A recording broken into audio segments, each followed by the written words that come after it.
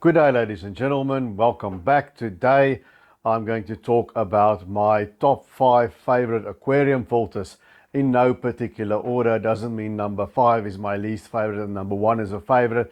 It depends on the application, the size of a tank and the fish that you are keeping. I'm also not going to speak about certain things. A wise old man once told me, son, talk about what you know. So I'm not going to speak about sumps because I've never had sumps. I'm not going to be about canister filters. I've had them in the past. They're not my favorite because they're absolute nightmare and a mess to clean. And maybe they now are canister filters like the R7 as a pre-filter that might make it that you don't have to open an entire canister so often, which might be a lot better. But I don't have an RSA canister filter. I've never used one, so I'm not going to talk about that. RSA, if you're there, please send me one. I'll review it for you. On that subject, I'm not sponsored by anybody. All the equipment that I review, I bought with my own money and I have it lying around in the garage. So nobody's paying me for anything. These are my honest opinions, what I think about these filters. Okay, so let's start at the very cheaper versions of filtration, and I haven't used air-driven filters in a long time, but now I am, because in South Africa we've got these severe daily power outages, and the easiest way to combat that is with a AC/DC battery operated air pump. And so I'm back to having some air-driven filters in my tanks again. So let's start with these. The trusty old sponge filter. Now these are usually the general types you get. You get them from tiny to quite big, so for all sizes of aquariums. And they're basically an airlift that sucks water gently through a sponge. You can have different grades of sponges. This one here on my left is very fine. This one is sort of medium in between. I know in America with Aquarium Co-op you've got a coarse sponge filter. We don't have that here in South Africa. Of these two, I prefer this one, and I'll tell you why. Some like this one because it sticks on the aquarium, on the side of the aquarium, on the glass, and it doesn't use floor space. But it's not like you can plant stuff underneath here. What are you going to do with that space? So I like this one. Yes, they can be obtrusive. I mean, America has a love affair with sponge filters. I often see American aquarists having this beautiful island aquascape in the middle, and then a sponge filter in full view on either side. It's like this is part of the look. But it's easy to hide them. Don't pack it into tightly with stones, and then you can only have some water movement in here. You'll severely limit the effectiveness of it.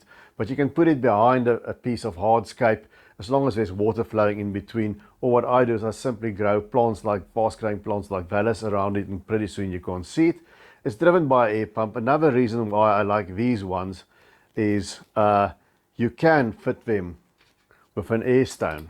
I know in America Aquarium Co-op has one that already can fit an air stone, and there's another one that I don't have here in South Africa. I just came in where you can do it. But what I do, if you just use an airline like it's meant to be used, you have this glug, glug, glug, glug, big bubbles that I don't like.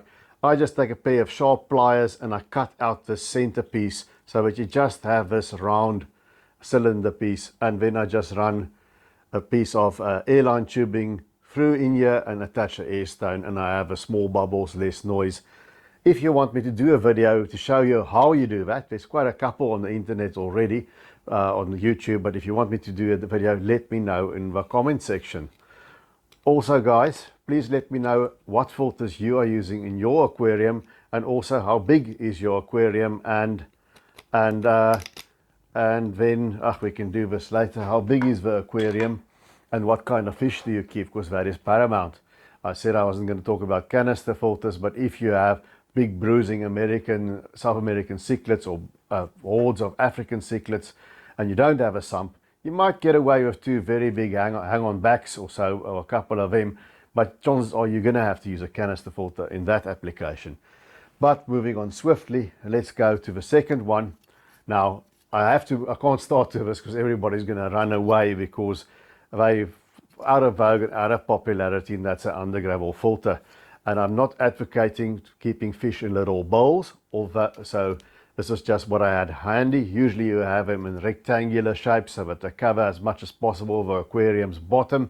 This one is for a round bowl, and it will make that bowl slightly less bad, or a lot less bad, But it's not to say we can't keep fish in bowls. If we have a 20-liter bowl and you can put a small heater in it, and it's hard to fit filters in a bowl the way it's shaped, this will make a very effective filter for that, and you can keep a better on a 20-liter bowl. That'll be fine. But these under gravel filters, back in the days when I used to run a pet shop, we had about 60 tanks, and most of them, except for the display tanks, the vast majority had these under gravel filters that we were running. And I especially like the old school one of these two little pipes. Later on they got wider pipes that you could put an air stone in, and that was also fine.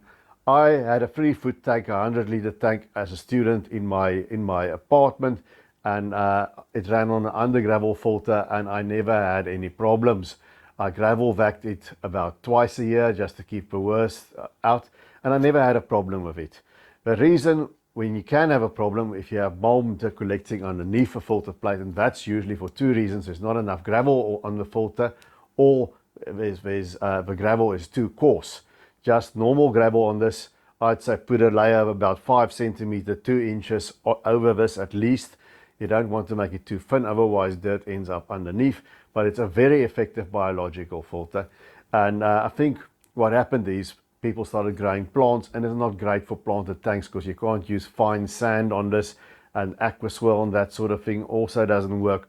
So I think that's how it went out of vogue. And the other thing is they started putting on big power heads on these under gravel filters, and I think that sort of pushed too many things through the gravel bed, my ideas. But if you want the cheap filtration solution, and it's air driven, and you don't like sponge filters, and you have a kid or whatever, and you don't want to spend a fortune on a tank, if you put in an under gravel filter, if you can find them, it does work. It's very effective, and you don't have to have a lot of flow. These two, the sponge filter was now partly disassembled, and the under gravel filter is by very good choices for tanks that have fry in, tiny nano fish that can get sucked up, or fish that don't like a lot of flow, like bettas or gouramis and so on. They're very good for that kind of fish because they don't create a strong flow. On the flip side, the sponge filters and this under gravel filter, they're very good biological filters. The under gravel becomes a good mechanical filter over time as the gravel bed becomes a lot more alive, and some bigger parts on the gravel gets broken down by the bacteria. But the sponge filters are very so-so mechanical filter. If you want, it doesn't have enough flow. If you want that crystal clear water where the fish appear to be swimming in the water, then sponge filters are not going to do it for you. So let's move on to the power filters. And now we go to the internal power filters. Now this is not the one I recommend. I had it for a short time, basically for mechanical filtration, because I had some problems with my local municipality's water. What's good about this one, this is the Sobo, is the modular design. So there's sponges in there, and you can also put some biomedia in here, or maybe if you really want to polish the water, put some filter floss in here. Word to the wise, if you put filter floss in a power filter, make sure there's a piece of sponge between the pump and the filter floss, because it can get into your impeller. I don't like this one because of the pump. Maybe I just have a dud, but the pump's not good quality. It's strong, but when the power goes on and off, it doesn't restart, and you have to open it and tap the impeller, and then it goes again. So for that reason, I don't like it. I like the modular design. But the other thing that I don't like about this one, it's very obtrusive. It's hard to hide in the tank. So I very much prefer this one. So here we have the Sun. Now, I don't know if you've noticed in my tanks, I like black backgrounds. It really, it hides algae, and you can camouflage a lot against the black. So bet on black. I like my equipment to be black. It's much easier to hide. And this one, on the black background on the tank, it's almost invisible. And the other thing that I like about it, it's got a spray bar. So these pumps, these internal power filters, the problem with them is they've got very strong pumps and not enough media. So I like this one because it's got two substantial sponges in there, and you can always add modules here as well, put in more sponge, and you have a spray bar. So if you don't want that much flow, you can just turn part of a spray bar around so it blows against the back glass. That'll block it off, or against some hardscape, something like that. Unfortunately, it doesn't have a flow control. I also have a Dauphin TF internal filter, very much the same as this, also as a spray bar, and that has a bit of flow control, which is nice. But as far as internal power filters go, avoid the ones of cartridges and carbon and all of that, and go for the ones that don't have too strong of a pump, and that have, like here, have these cartridges that you can just open, and that have substantial sponges in there. So you have a sponge, you just put it back in there, and then you just snap it back together. There you go, you know, and you can snap this one out here at the bottom.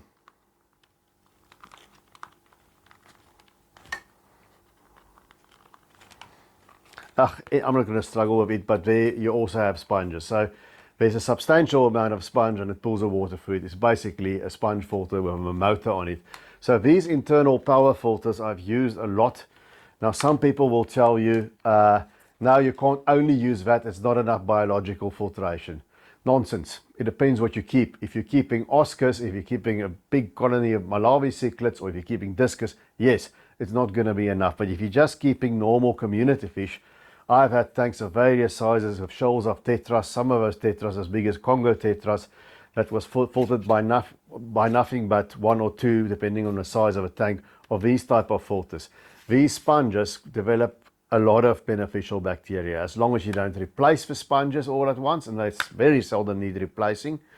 And if you just do what I did, is I just wash the sponges in old tank water when doing a water change every 4 weeks or so. I don't, not every time I do, not every week, just don't over clean your filters.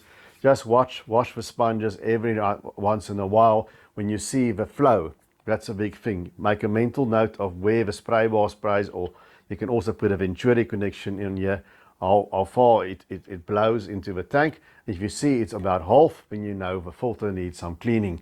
Always in old tank water, and never ever replace all your filter media at once. But it will develop completely adequate bacteria for your normal community tank, not for your bigger tanks with fishes with higher bioloads. Then you might need to supplement with something.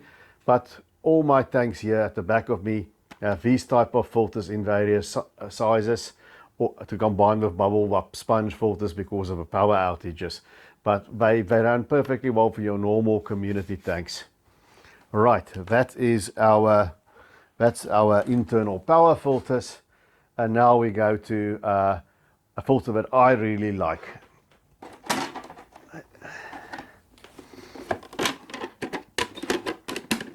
Now here's a very old Aquaclear filter. You can see it's been in use for a very long time. I love these filters. If you are going to have a hang-on back, in my opinion, there's only 2 to really look at, and that's the Aquaclear, and the other one I'll get to just now when I'm done with this. You can extend the intake for big tanks. This is the second largest Aquaclear you get one that's quite a bit bigger. And just like the hang-on back, well, not the hang-on back, just like the canister filter, you also have a large variety of media that you can put in here. You can see there's a block of sponge, and then a mesh bag with some biomedia, just some sintered glass bio rings, and you just take it in and out like that. You don't have to, like with a sponge filter or internal power filter, you don't have to stick your arm into the tank. You don't have to gravel vac like you do of an under gravel filter. You know, under gravel filters, you're not going to have those big planted tanks. You have a few isolated plants, epiphytes maybe. But it's easy to clean. That's what I like about the hang-on back filters, and it's got a lot of media options that you have. I like the sponge and the bio rings. I've even just had 2 blocks of sponge in here when I was lazy. The sponges work very well as biomedia as well. And I had this running for yonks. You can see it's been out of commission for a while. All these filters have some drawbacks. They're not, I think, often not designed by aquarists. And there's always things that you would like to change. With an Aquaclear, I just wish that they could take this pump here and put it on here, on the intake inside the tank. When you don't have an O-ring that might spring a leak, it very, very seldom does. It once happened to me, and then it's less noisy. And the other thing is this dreaded load shedding or power outages that we have. If a big aqua clears like the one I'm holding now should be fine. Just make sure it sits as close as possible to your water surface, right about here, because when the power goes off, these that pull the water over, they back siphon a bit, and the water will drop in the holder here, and then it exposes your media, and you don't know how long the power's out. It might dry out the media, and it'll kill some of your beneficial bacteria back way, but this is also going to stay. There you go. So I wish that if Aquaclear is listening, just fake this pump, put it over here. That'll eliminate that nightmare. But for the rest, it's a very, very solid, sturdy filter. It's got flow control, and it's an old mainstay of the hobby. Now, I've said there's another brand of a hang-on back that I also use. I'm going to go and show you that now.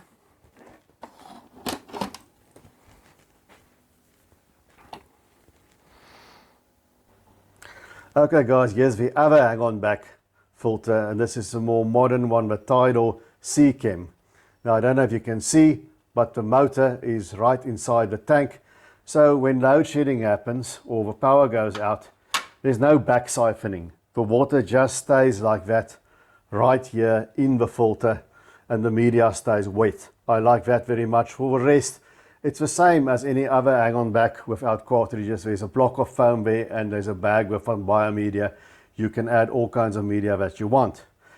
Now the drawback with this thing is sometimes when it has a high flow rate, so the media does clog quickly, and when that does happen, sometimes what happens is the water starts bypassing. It starts overflowing. It bypasses down here and overflows through there. Now, some people hate it because of that reason. I don't think it's such a big deal. It just partially bypasses. It doesn't bypass all the water. The water still goes through the media. You don't suddenly have a nitrite or ammonia spike because of it. You just have to go and clean the filter. So if you want to avoid that completely, you have to clean this filter weekly. That's the one drawback. Else you will have some water bypassing. But it's very, very easy to clean. You simply take out the basket, put it on this, it slots in, and you clean it in a jug of tank water. It takes less than 5 minutes. I've timed myself doing it. It's very, very easy to clean. So that offsets to me some of the hassles of the water bypassing here. If we did not have load shedding, I would say the Aquaclear hands down. Since we do have load shedding, this one gives me a bit more peace of mind. Tell me in the comment section what you think.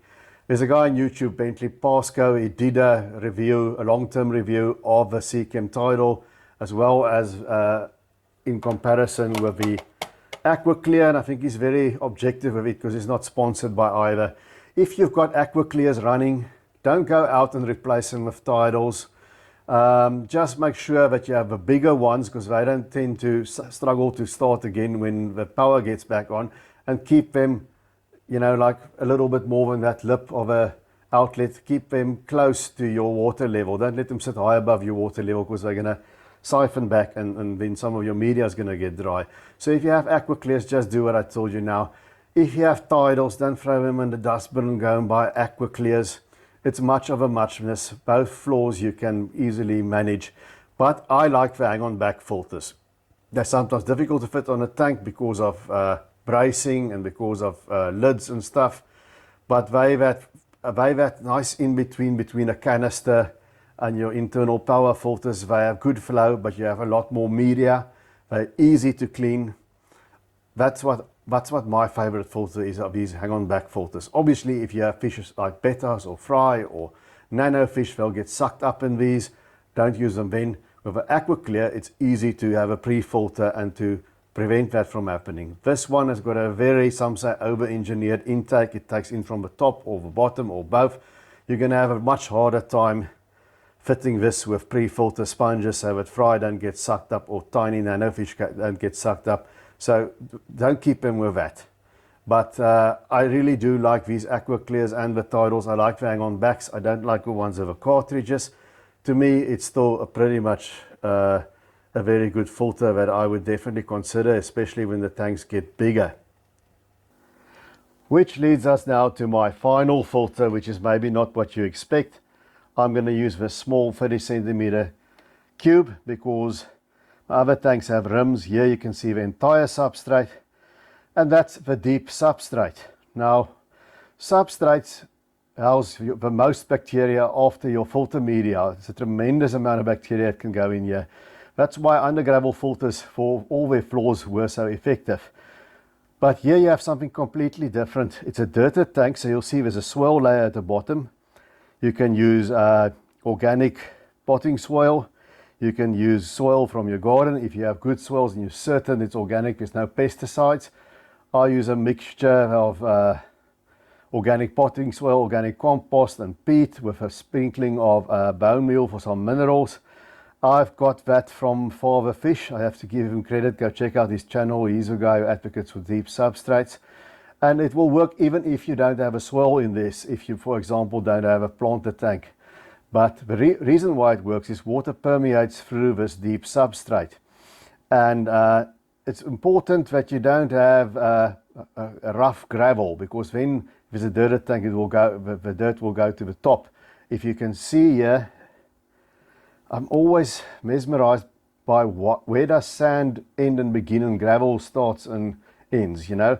It's a sort of a coarsish sand. The grain size is about 1 millimeters, at most 2 millimeters with some of the grains. So it's not play sand, it's coarser than that, but it's not gravel either. And it works very well because as the water permeates, the top layer stays aerobic, there's some oxygen there, but in the bottom layers, there's very, very little oxygen. So anaerobic bacteria starts to live there, and that breaks down your nitrates. Usually we take the nitrogen cycle, ammonia nitrite, that's very toxic, to nitrate, which is only toxic in high quantities. And we thin out the nitrate by doing partial water changes. But you also can consume the nitrate by plants and also by certain forms of filtration where certain bacteria develops and starts eating the nitrate. And that's what happens with this deep substrate over time. You'll see it takes time. It will take anywhere from 1 to 2 months before you see your nitrate level suddenly going down. And this completes the nitrogen cycle in my aquariums, and it keeps my nitrate to almost undetectable levels. It's always under 10 ppm. That's where the Sera test kit starts, and the JBL test in smaller amounts, and there the most I could detect was 3 ppm. So my nitrates are always 5 ppm or less, and they don't go up, and that's before a water change, after I haven't changed water for 4 weeks. So I do water changes once every 4 weeks. I do about 40%, and I do that not to reduce nitrate, I do that to reduce other toxins or pollutants that might accrue in the tank, hormones that fish secrete, things like that, or replenish some trace elements that I don't know, or I don't test for it, that the plants may need. So that's why I do a water change every month. But before I did this, and I just had your standard sort of 2-inch, 1.5, 2-inch substrate with root tabs, which I still have in a small tank of mine that doesn't have a space for a substrate like this. Then I have to change water depending on the stocking levels. If it's on the same stocking levels as these tanks, and they have quite high stocking levels, then I have to do partial water changes weekly. All right, if I just have a normal substrate. So I've tested my water. I don't just let it go and let the fish suffer. I make sure that I know what's going on. And this reduced my water changes quite a bit. And if you have, how many tanks do I have now? 4. You know, that makes your workload less. I don't mind it, but you know, the people in our lives want us to do other things besides fish keeping. So that's it. These are my 5 favorite filters. The good old sponge filter, the under gravel filter if you really want something cheap and you're not really big on having huge amounts of plants, the internal power filters and the hang on back filters, and then a little bit unconventional, these deep substrates also provide a kind of a filtration. So that's it from me, guys. Please, as I've said, in the comment section, tell me what you think.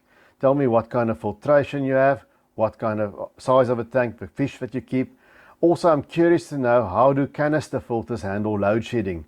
Having all media in a sealed canister, that sometimes worries me during load shedding. I know for a fact when I had canister filters, they handled 2.5 hours of power out quite well, but will they handle successive 4-hour power outages? Have anyone had experience of canister filters in that regard? I would like to know that too. So guys, let me know in the comment section. If you watched this far, please give the channel a thumbs up. I would greatly appreciate that. And please consider subscribing if you haven't already done so. And until we talk again, keep taking good care of our domestic denizens of the deep.